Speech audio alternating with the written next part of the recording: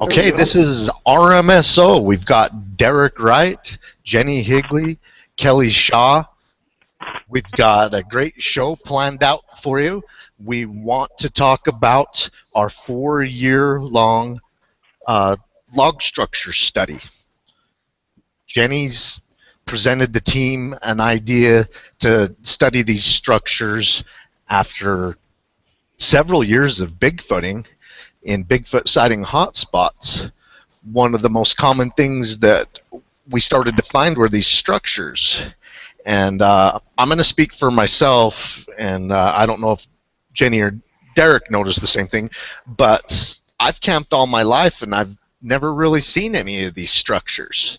Then, you know, in 2007, when we got really serious about, you know, studying the places where people see Bigfoot, hiking around and stuff, you start finding these structures and, you know, you want to dismiss them. We dismissed them for years, and pretty soon we're like, you know, why do we keep finding these in Bigfoot sighting spots? And Jenny's like, well, let's use our GPS and GPS all of them and do a map overlay study. And I was like, gosh, that's a great idea. So we started GPSing them and returning to them and studying them. And, you know, what's funny is we get a hard time from other researchers because, you know, we've found quite a few footprints over the last 4 years. And I'm telling you right now, most of the footprints that we're finding is in these structure areas. So, you know, our log structures related to Bigfoot activity, that's the podcast that we're doing today. Any of you guys want to put in anything on those structures, or should I go to the first picture and show the viewers our some of our map overlays that we keep? I would have to add on that it, you know, we're finding not only footprints and handprint and just activity near the structures, but in the general vicinity around the structures, not necessarily at the structures. Even though we have in fact found prints, handprints and footprints at structures, it's in the generalized couple-mile radius around the areas in which we find these things. Is that a better way to put that? Yeah, usually when we start finding footprints and all the stuff that we usually like to see, it's, I mean, we search long enough, we'll find the structure. I mean, we've really never found an area where we find evidence where there isn't a structure, somewhere in the middle of everything. Yeah. There you go. Well. Here's one of the largest structures we found, and when we call these log structures, because we're not into studying the stick structures. You hear your other researchers, you know, talking about stick structures. Well, stick structures don't make it onto our GPS map overlay. We're looking for logs. We're looking for several 100-pound up to 1,000-pound logs that have been put up into their host tree and made into a structure. And it's not just the structures. I mean, if you look here, here's a structure area, and if you'll notice, the structure area is pie-shaped. And the structures, I don't know if you guys can see it, but there are a couple of mountaintop springs. I mean, this is on top of a mountain, these two structures are, and near these structures on the mountaintop, we found a trackway of 17-inch footprints, trackway of 14-inch footprints, and we've casted one of each, as a matter of fact. Here's some more tree structures. I believe this is the same area, a different angle of the map. And then here's one of the days that we hiked into these tree structures. These tree structures we discovered on previous expeditions, and on this day we turned the GPS on and had it track our entire hike that day, and we hiked over 8 miles. So that gives you kind of a a general idea how large this area is. This structure complex covers about a square mile. And inside this structure complex, I noticed, is very rich with food, as in berries. There are strawberries, raspberries, currants, Oregon grapes, and then there's also water sources inside of these structure areas. And as a matter of fact, this structure area on the south side is where we found that suspect Bigfoot hair that we sent in for analysis. So, you know, we find a lot of evidence near these structures, and I've told people in the past that this studying these structures, I really feel like it's put us on the Squatches. In the 7, 8, 9 years, whatever it is that we've been Bigfooting, we really haven't found the activity until we started going back to structure areas and Bigfoot sighting hotspots. And, you know, we find several trackways of footprints a year most years. And before we started this GPS map overlay study of these structures, we really didn't find diddly crap. It was really frustrating. I mean, I know the first 3 or 4 years didn't hear vocalization and didn't find a single footprint, even though we were going to Bigfoot sighting spots.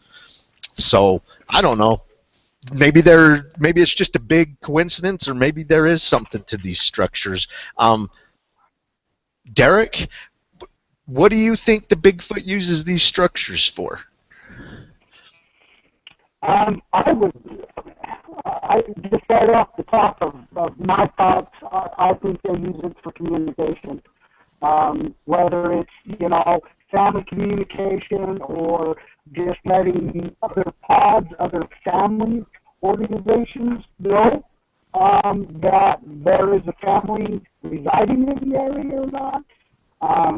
You know, obviously that's just nothing but speculation, but I think it is just literally a form of communication.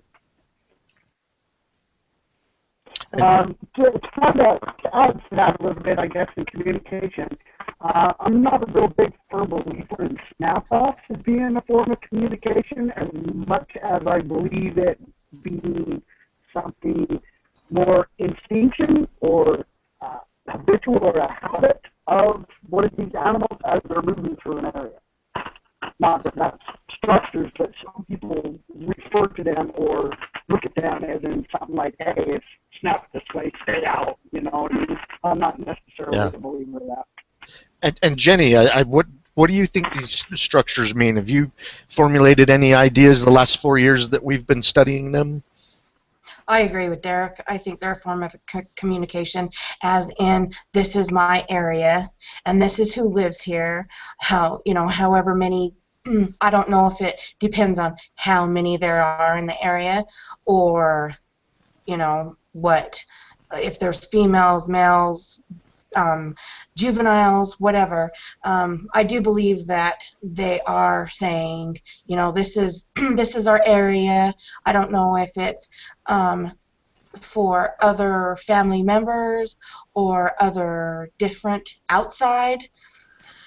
I don't know. I just think that I agreed with Derek. I think that they're all just for informational purposes for them alone. I don't think it necessarily has any information. I don't think it's towards us or any other creature. I think it's all for their informational purposes. There's some Pacific Northwest Native American tribes that say a family of Sasquatch or a pod or a troop or whatever you want to call them, when a baby's born into the family, they say that they'll build a structure and they'll put the same amount of logs in these teepee structures as there are family members, including the newborn baby. And then the other structures they have in the location, they'll go and add to those and make them the right size. Well, I think they're territorial markers, even though they'll build them when a family member's born, if the Native Americans that state this if that's true, but I do think they're territorial markers. One thing that I really notice is these structures are always in prime food and water locations. This structure complex that I've got in front of you guys, and it covers about a square mile, and it's pie-shaped. And look at the one structure down on the bottom right-hand corner. There's a creek that runs down there. And look, they built the structure on the opposing side of the creek, so the creek is within their structure area, and then we can't get in. This is around 10,000 feet elevation, by the way, so we can't even get into these areas until June, and then by November or December, the snow drives you out. And by July, the place just fills up with all kinds of berries and stuff, and there's also that edible milkweed. It's just a smorgasbord of food for the Squatches in here, if they are indeed saying, hey, this is my area, this is where I'm feeding, this is where I'm living. And you know, I personally believe that the males may be building these structures to show rival males, look how big and strong I am, this is how big my family is, you know, and it's showing the other males that, hey, you know, you better be able to build one of these structures by yourself, throw these 1,200-pound logs up into place if you want to be able to take me and take my family from me. So let me go through some of these photos of some of these structures that we take seriously into our GPS map overlay. This isn't all the structures by any means. It's just a handful of them that we wanted to show you. And look at this one. Look how there's a big old fork or a crook in one of the logs, and they're shoved up in. I mean, two of those logs did not fall into place. It was shoved up into that crook of one of the logs, or the fork, whatever you want to call it. And then let me go to another one I want to show you guys. You know, could be a coincidence that all of these logs fell into this place. Perhaps a coincidence, or the deadfall was picked up and it was shoved into place. I just want you to take a look at the deadfall that's laying beneath this structure of logs, and look, all the branches are pretty much intact, but the ones that are put into place, look, all the branches have been snapped off. I mean, these logs are kind of clean except for a little bit of stubby. And then if you go down the log to where something would probably have to handle the log to shove it into place, look, they've worn the bark off handling the log to shove it into place. You know, so I don't think this is a coincidence that 4 1,200-pound logs fell in that 1.5-foot wide crook in the host tree. I mean, this looks like an obvious placement. Something that you need to kind of point out as well on this is that not only are you looking at this, but if you follow the tree, there's no stumps where these actually stemmed from. Something literally moved these and actually placed them in this location. That's right. Yeah. If they would have fallen where they lived, there would be a root formation and stuff there, and there just isn't. Yeah, we don't take any structure seriously unless the actual log has been moved and there's no root structure at the base. And we have seen in 3 different locations studying these that 3 of the structures each had a log added to them one year, and we could see the indentation on the ground where the deadfall actually used to lay, and then we could see where the new log was actually placed up in the structure. And we would have never noticed this if we hadn't started to study and keep going back every year and checking on these structures. You know, we're so familiar with them now. We're like, hey, look, a new log. Where did that come from? And so we started looking around.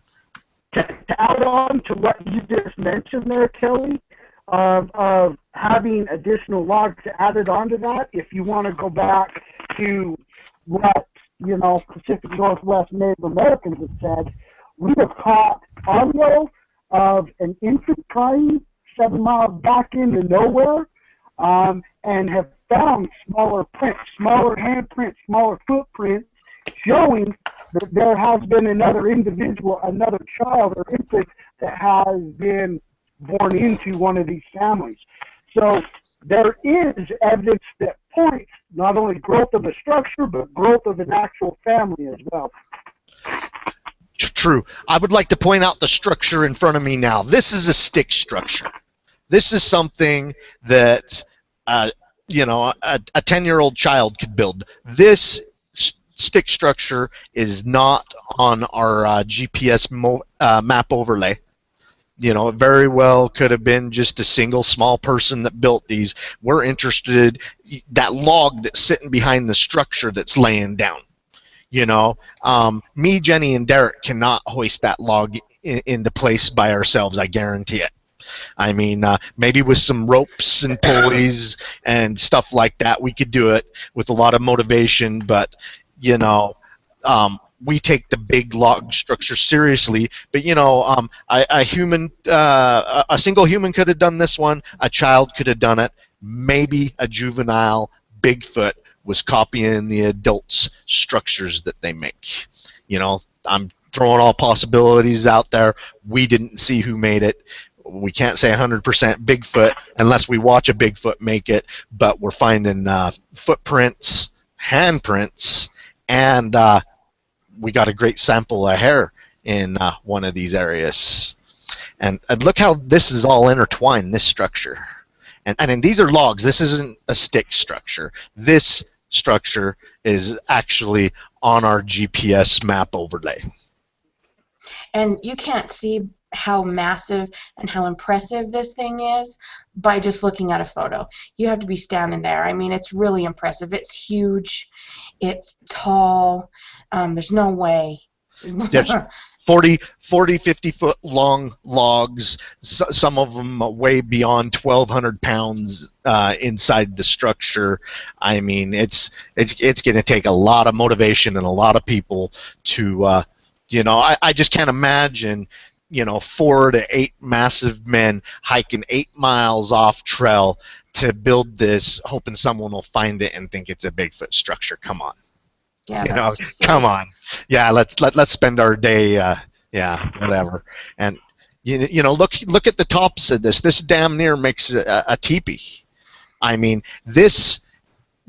whatever built this took some planning and some forethoughts to get it to set up like this. And then it faces all the elements every year. You know what I mean? I mean the winds, the snows, and everything year after year. The structure's sitting here. It's kind of impressive. And if he was trying to impress another male and he built this by himself, that's impressive. That male comes in saying, yeah, I got to be able to throw logs around like that, or I probably can't take him. I'll just stay a loner for a little while, Well, the actual activity that we've had in this area has been a very raunchy, loud, pushy Squatch. It makes a lot of noise. It throws things. It's yelled, growled, and it follows you around the whole time. He's not very pleasant. Yeah, the one in Yellowstone Canyon that we think is the alpha male in Yellowstone Canyon, we think he's the one leaving the 17-inch footprints. But yeah, he, I think it was 2012 or 2013, he screamed at us across that clearing, and I want to go to the actual map overlay of the clearing that he screamed across. Okay, right here, you see where it says truck on the right side of this, and then you see that green patch that we had to walk across. Okay, the tree line on the structure side of this clearing, and this clearing's probably a 1/4 mile wide or so. Well, we come out of the tree line, and the sun was just going down. You could just barely see it go over the horizon, and we made our way across. And we got into the tree line on the other side heading towards the truck at the trailhead, and we get in the tree line and something scream at us 5 times in about 30 seconds. And my gut feeling was it was probably that alpha male Squatch saying, "Don't come back." That was my gut instinct when I heard them. And some ranchers had about 30 head of cattle in this clearing. This clearing is for free-range ranchers that want to bring their cattle up on top of this mountain. And every one of the cows moved with the purpose away from the screams towards us. It's kind of comical, the cows, in hindsight, but we were concentrating on this scream, and we were trying to get cameras on and stuff to record it. Brody went out and bought a parabolic mic after this happened. He doesn't want to miss a scream like that again. I got growled at that same day. Yeah, before we made that cross across that clearing, she got growled at. We thought we could hear something parallel on us most of the day, and me and Brody kind of held back and hid, and let Jenny go up ahead, hoping what was parallel on us would actually come closer to us so we could see it. And it somehow got around and past me and Brody and went and growled at Jenny. So, yeah, that was a pretty strange day. We found a few footprints and went and checked out the structures, and then had that scream at the end of the day. Okay. So, Jen, how does it feel to be Squatch bait? It really didn't. When it actually growled at me, it scared me. It made me sick to my stomach. I thought I was a goner. I screamed for Brody, and he came running. But after that, I was pretty okay. I don't think I really thought about the consequences of wandering off by myself like that. But I have a good idea in my head now. Well, to bring that up, I'm wandering off. I guess I can't really bring up what we just watched the other day, so we'll save that conversation for another time. Okay. We sit and talk about the suspect Bigfoot evidence that we find inside these structure areas, and we were finding some trackways and trying to track where they're going. We found what we thought was a juvenile's footprints that led us to what we think was an adult with 15-inch footprints that day, and we find these 2 tufts of hair not too far away from the footprints. And we just haven't been able to match it up with anything. We've sent it in to several universities to get analyzed. Still no matchup since 2013. And look at this hair. I mean, there's every color of the rainbow in there, and just imagine, I mean, it really blends into the background if you think about it. That really blends in. The contrasting colors, so you can imagine a whole body of this hair. Whatever has this hair should just be able to melt right into the forests. Let me see, I think we have another tuft of it right there. Yeah, that's the second tuft. So yeah, there was one, there's the other. This is before we ever touched it and collected it. And by the way, Jenny did a real good job collecting this as clinically as possible. We kept our our fingers and hands off of this stuff, and the samples that we sent, we picked those samples out clinically. I would like to show you what the samples looked like. I mean, Dr. Meldrum, Dr. Sykes, and the Museum of Cryptozoology got very generous samples of this hair. I mean, 100 strands or more. Here's a better close-up of what we sent them.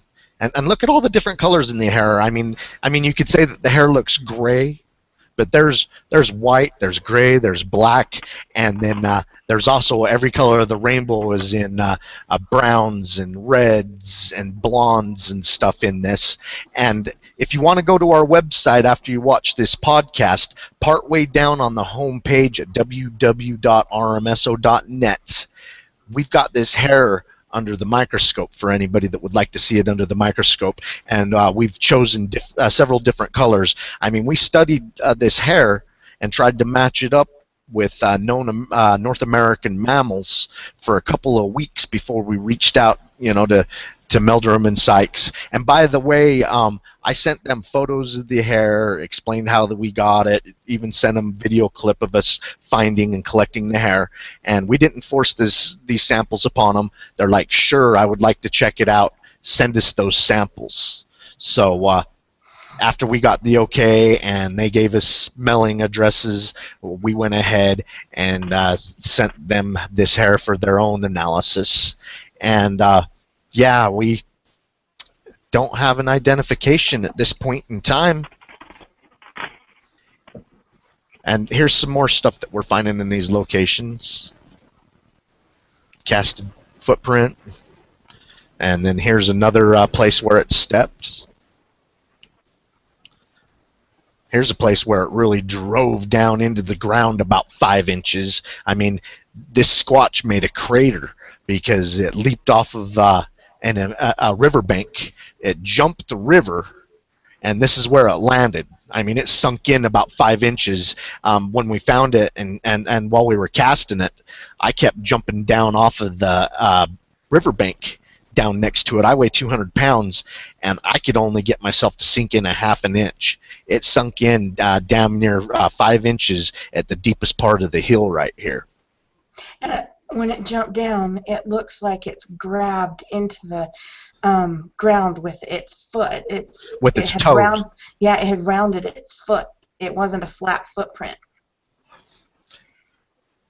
Well, it looked like it leaped up onto the bank I kept jumping down from. It jumped the river, bam, hit here, and then leaped up onto the bank and went up into the trees. So, people are saying, what? Bigfoot only has 1 foot, this and that. No, we found a trackway right here. This is just the best one, and this is the one that we casted. I mean, in our experience, I think they cognizantly try not to leave tracks, try not to go into places where they're going to leave a track.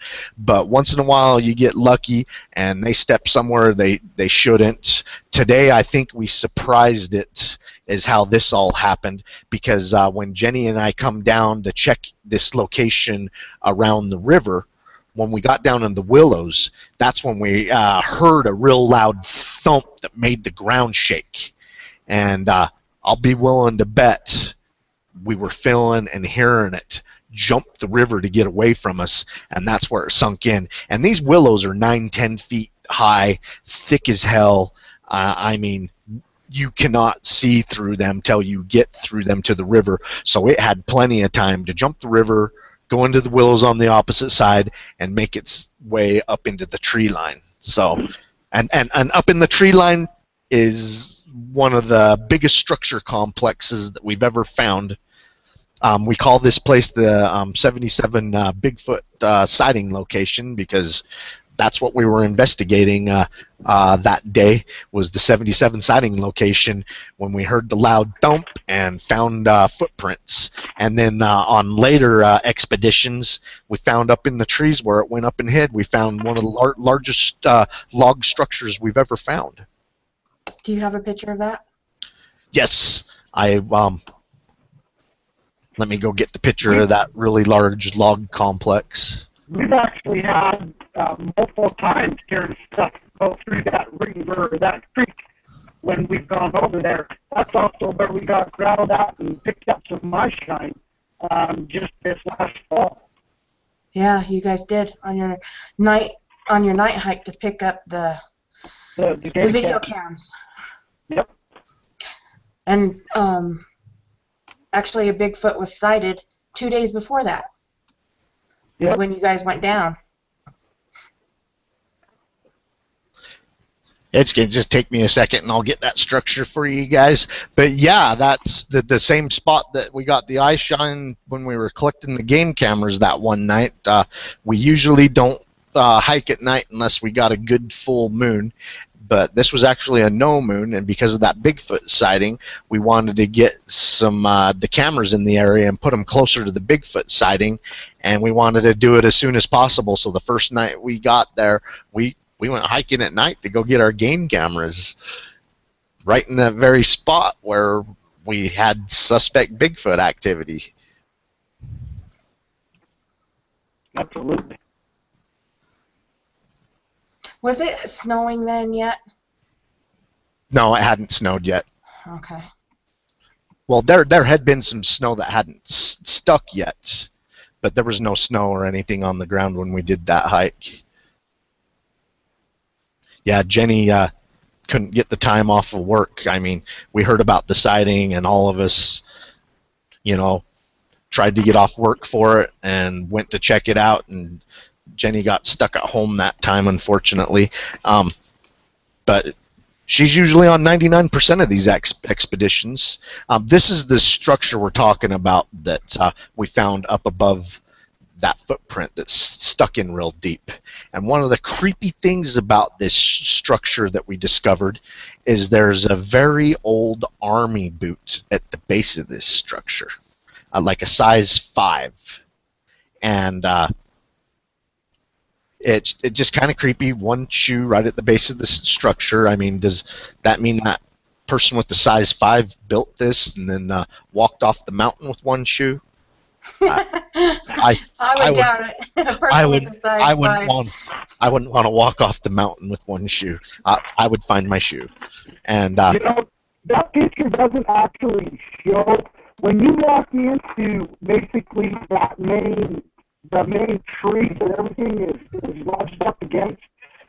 When you get in there, you can really see how a lot of these logs have been weaved in and out of other branches, living branches on the tree in there as well. This picture doesn't give the structure the justice that it deserves. We probably ought to take some additional pictures closer to the inside of the structure. Sometimes it's just so hard to get some good photos of them because some of these structures are so tall, and then the forest is so thick around some of these structures that it's just hard to get a good vantage point to get the entire structure in the lens of the camera. But yeah, there's always room for improvement. We like to take pictures of these structures so that we have a permanent record of the amount of logs, so we know when one's added, one's removed. We witnessed in Bear Wallow where it looks like a structure got destroyed. So I don't know, I was just imagining if these structures really are territorial markers by alpha males, and one comes in to challenge the alpha male, he may wreck one of the structures, sending a message saying, hey, I'm here to take your territory, I'm here to take your women and children, whatever goes on in Sasquatch society. And you know, so I seen a spot where one was wrecked. For that fact, it could be completely just opposite, where another family or another male is encroaching upon a larger male's territory, where it comes and said, oh, I don't think so, pal. But it could be just vice versa. Yeah. You know, no speculation, but, you know, what we do. Yeah, and I really would like to give Jenny kudos. Until we really started studying these structure areas, we really weren't finding diddly in the way of suspect Bigfoot evidence. And I'm going to call it suspect because until I see that thing actually put that footprint there, you know, how can I say that that's a Bigfoot? It looks like a Bigfoot. And same with the structure till I see one throw a log up in the structure. But the coincidences are starting to add up. You know, we get vocalizations around these things. There's a lot of food. There's a lot of water. We've gotten the hair near the footprints. We get the footprints. We've been bull rushed. We've had them scream at us on one occasion. I mean, it just starts adding up that there's a possibility that these log structures may be related to Bigfoot activity. True. And I want to show you guys some more of the Bigfoot activity. Yeah, go on, Jenny. What did you want to put in on that? Oh, this footprint actually I found right outside one of the mountaintop springs. Uh-huh. And that's within one of the structure areas. Right, that is right in the structure area, is up on Bear Wallow, and this is one of my favorite trackways that we've found just for this footprint alone. I mean, look up at the front where the toes smashed into that rotting log, and then the other log that's crushed down into the hill area. And I don't know, can you guys see my mouse moving? Or no? Okay, I was trying to use my mouse as a pointer, but at the bottom of the tape, the tape's on the right side of the foot. I've got it going completely down the right edge, and you can see where the hill curves around down there about the 17-inch mark, 14, 15, 16, 17, yeah, 17-inch mark is where the hill curves around and then heads back up. I mean, it's just an amazing print, and we actually casted this one, and it was so deep that we used 2 casting kits in it, and we weren't able to fill the whole thing in. I mean, that's how big and deep it was. It needed 3 of the type of casting kits that we carry. I mean, casting material is really heavy, so everybody brings up about 1 pound of casting material, and this needed about 3 pounds of casting material to fill it up.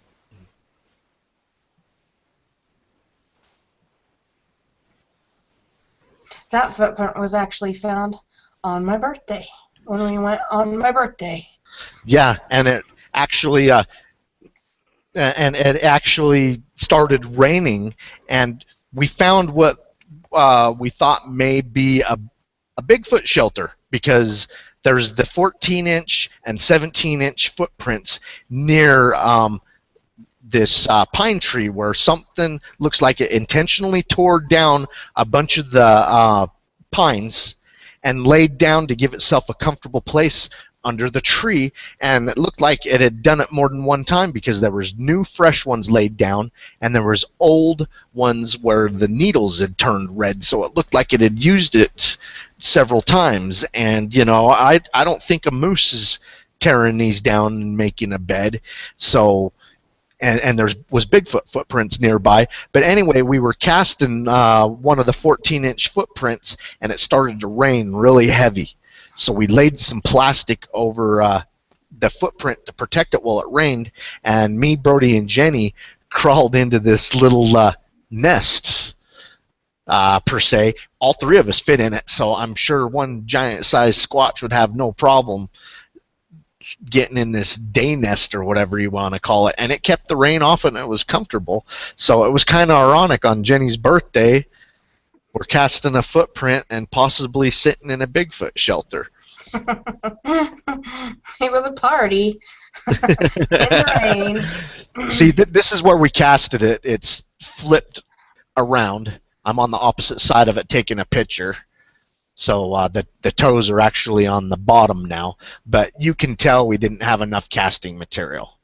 I mean, it didn't fill this cavity in, especially towards the hill area. It kind of sloped towards the toes, but back there in the hill extends about 2 inches more at the back side of the tape than we had casting material for. So, I mean, this cast really didn't do us any good. I mean, we still have it and everything, but it didn't fill in the entire footprint. I mean, you can see the toes aren't totally filled in that crushed into the log.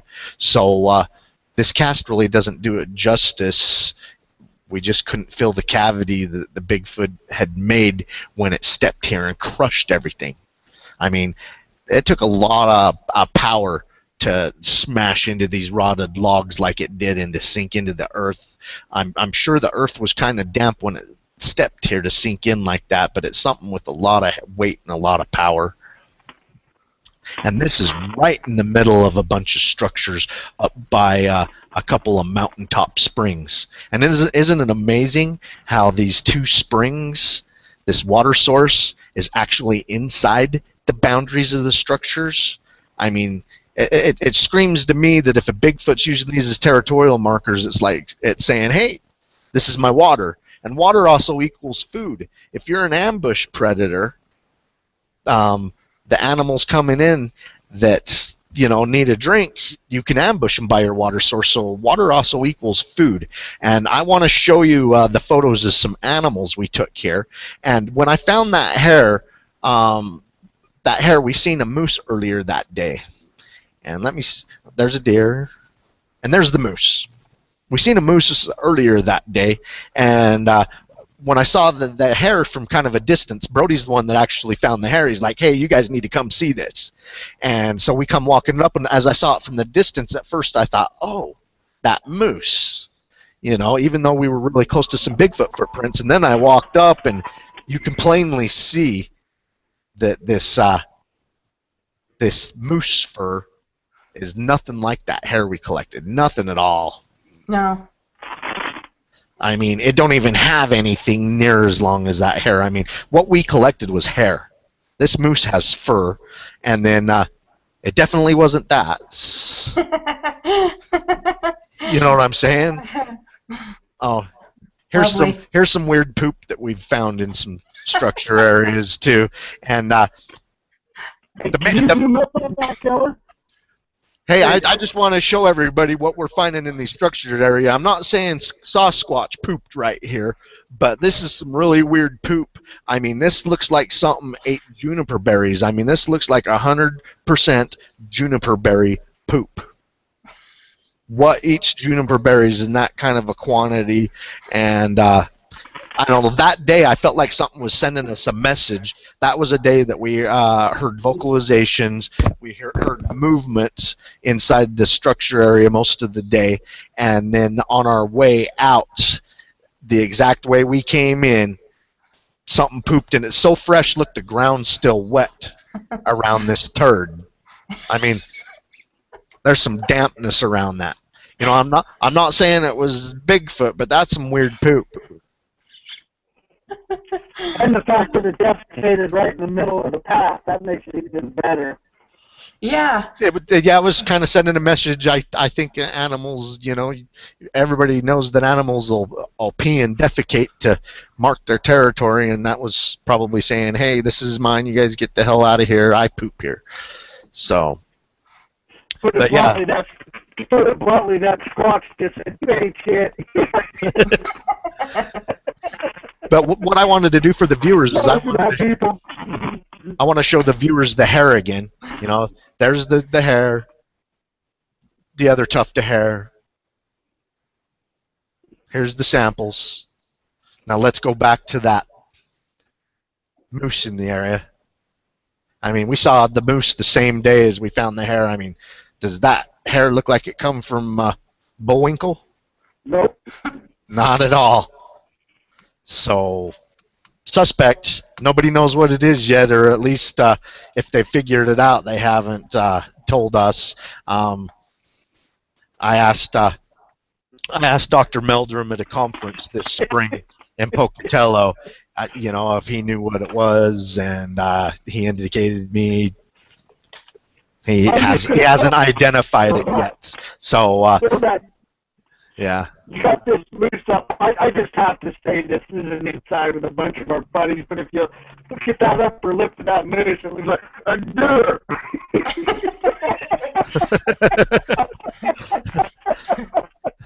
I'm sorry, I had to throw that in, man. That's a meal right there, a deer. Sorry. I had to share that with everybody. So yeah, this is just a handful of the suspect evidence we're finding in these areas. That's my favorite. You like that one? I do. It That was was, Bigfoot Highway, wasn't it? yeah, Yeah, it was Bigfoot Highway, and it was gigantic. and it was deep. And there was about 6 really good ones in a row, and this is the one we casted. This was part of the trackway.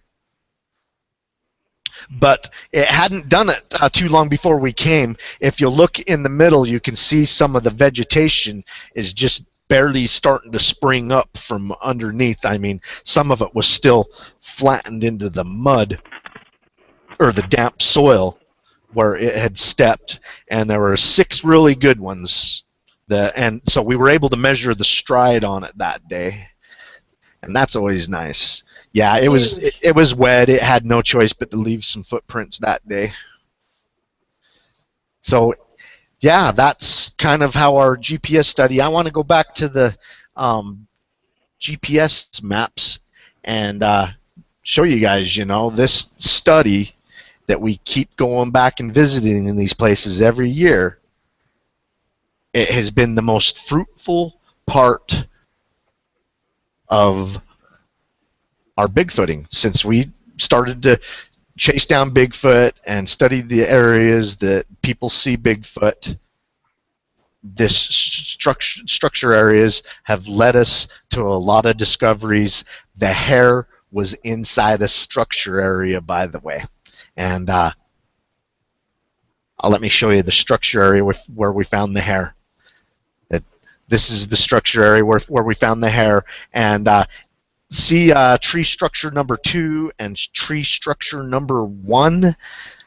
The hair was found in between those along that boundary. It was actually just right above the creek. It was actually closer to tree structure number 1 that we found the 2 big old wads of hair.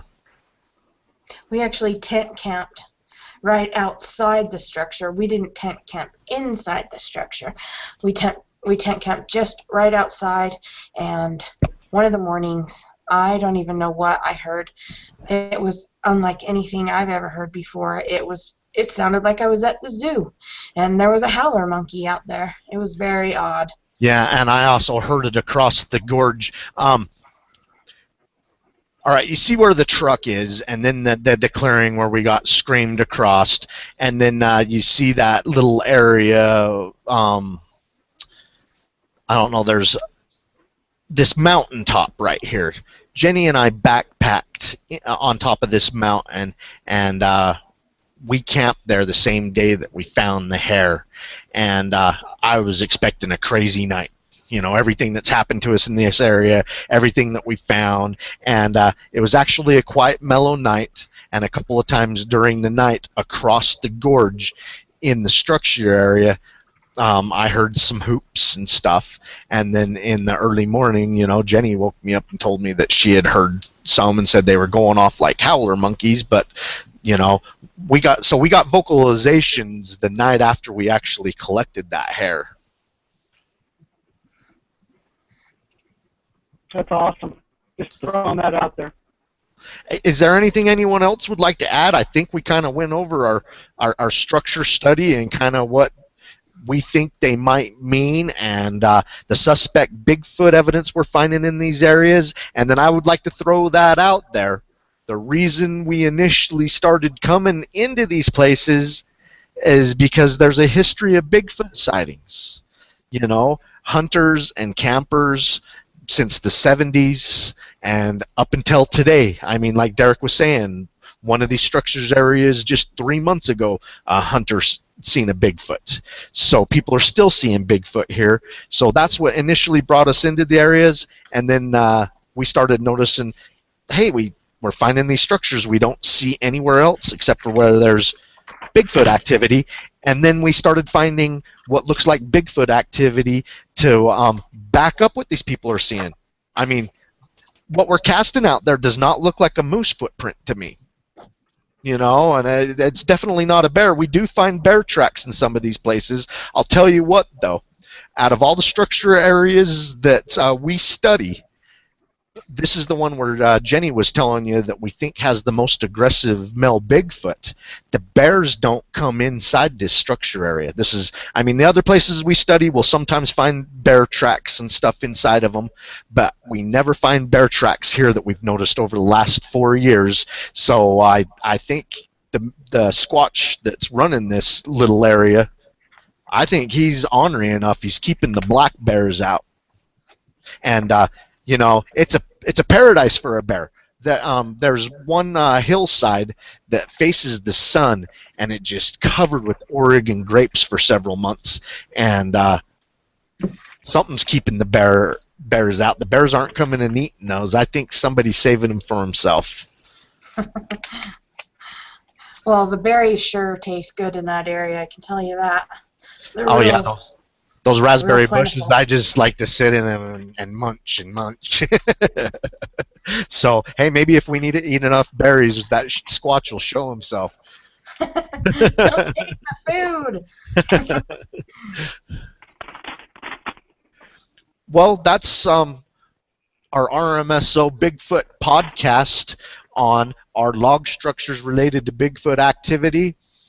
I'm going to say after the last 4 years of studying these log structures, not stick structures, but the log structures, I think there's a good chance there is some type of a relation with the Bigfoot activity. Anybody have any closing comments? Thanks for Thanks for watching. We're going to keep on squatching. Have a great evening, everybody. Hey,